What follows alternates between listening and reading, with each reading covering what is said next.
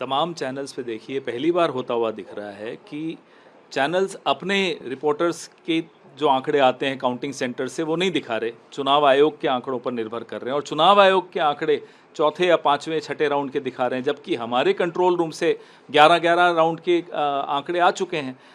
मैं आपको विनेश फोगाट जी का उदाहरण देता हूँ। आप कोई चैनल खोल दीजिए, सब में उनको 4 राउंड के बाद पीछे दिखाया गया था, जबकि 9 राउंड के बाद वो 4,437 वोटों से आगे हैं, अब 5200 वोटों से आगे हो गई हैं। तो ये आंकड़ों में जो मिसमैच है, गैप है, ये क्यों है, ये हम बार बार चुनाव आयोग से अभी हमारे महासचिव जयराम रमेश जी ने ट्वीट करके भी पूछा है कि ये क्या दबाव डालने की कोशिश हो रही है स्थानीय प्रशासन पर। इसलिए हम फिर से चुनाव आयोग को कह रहे हैं, आगाह कर रहे हैं कि इसमें तुरंत एक्शन ले, तुरंत जितने राउंड्स हो चुके हैं अपडेट करें, जितने भी जो ट्रेंड्स हैं उनको अपडेट किया जाए। सर किस तरीके की आपको खामियां आपको लगता है या क्या होना चाहिए? 11 राउंड हो चुके हैं, 12 राउंड हो चुके हैं, आप अभी छठे या सातवें राउंड पर ही रुके हुए हैं। चैनल्स उसी पर निर्भर कर रहे हैं, चुनाव आयोग के उस पर।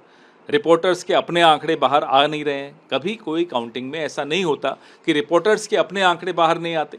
वैसे तो अंतिम परिणाम आने तक निष्कर्ष की प्रतीक्षा करनी चाहिए, परंतु अगर जयराम रमेश जी ने कहना शुरू कर दिया है, इलेक्शन कमीशन के ऊपर उंगली उठाना शुरू कर दिया है, तो मतलब मान लेना चाहिए कि उन्होंने भी अपनी पराजय को अवश्यंभावी मान लिया है। देखिए, अब 12 बज गए हैं, रुझान जिस ढंग से स्थिर होते चले जा रहे हैं, मुझे लगता है कि हम एक निर्णायक विजय की तरफ बढ़ रहे हैं और कांग्रेस अपनी भावी पराजय की पेशबंदी करने में जुट गई है। तमाम चैनल्स पे देखिए पहली बार होता हुआ दिख रहा है कि चैनल्स अपने रिपोर्टर्स के जो आंकड़े आते हैं काउंटिंग सेंटर से वो नहीं दिखा रहे, चुनाव आयोग के आंकड़ों पर निर्भर कर रहे हैं और चुनाव आयोग के आंकड़े चौथे या पाँचवें छठे राउंड के दिखा रहे हैं, जबकि हमारे कंट्रोल रूम से 11-11 राउंड के आंकड़े आ चुके हैं। मैं आपको विनेश फोगाट जी का उदाहरण देता हूँ। आप कोई चैनल खोल दीजिए, सब में उनको 4 राउंड के बाद पीछे दिखाया गया था, जबकि 9 राउंड के बाद वो 4,437 वोटों से आगे हैं, अब 5200 वोटों से आगे हो गई हैं। तो ये आंकड़ों में जो मिसमैच है, गैप है, ये क्यों है, ये हम बार बार चुनाव आयोग से अभी हमारे महासचिव जयराम रमेश जी ने ट्वीट करके भी पूछा है कि ये क्या दबाव डालने की कोशिश हो रही है स्थानीय प्रशासन पर। इसलिए हम फिर से चुनाव आयोग को कह रहे हैं, आगाह कर रहे हैं कि इसमें तुरंत एक्शन ले, तुरंत जितने राउंड्स हो चुके हैं अपडेट करें, जितने भी जो ट्रेंड्स हैं उनको अपडेट किया जाए।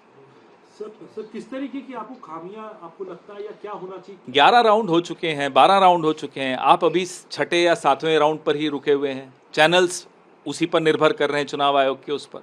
रिपोर्टर्स के अपने आंकड़े बाहर आ नहीं रहे हैं। कभी कोई काउंटिंग में ऐसा नहीं होता कि रिपोर्टर्स के अपने आंकड़े बाहर नहीं आते। वैसे तो अंतिम परिणाम आने तक निष्कर्ष की प्रतीक्षा करनी चाहिए, परंतु अगर जयराम रमेश जी ने कहना शुरू कर दिया है, इलेक्शन कमीशन के ऊपर उंगली उठाना शुरू कर दिया है, तो मतलब मान लेना चाहिए कि उन्होंने भी अपनी पराजय को अवश्यंभावी मान लिया है। देखिए, अब 12 बज गए हैं, रुझान जिस ढंग से स्थिर होते चले जा रहे हैं, मुझे लगता है कि हम एक निर्णायक विजय की तरफ बढ़ रहे हैं और कांग्रेस अपनी भावी पराजय की पेशबंदी करने में जुट गई है। न्यूज नेशन अब व्हाट्सएप पर खबरों के ताजा अपडेट के लिए न्यूज नेशन के इस QR कोड को स्कैन करें।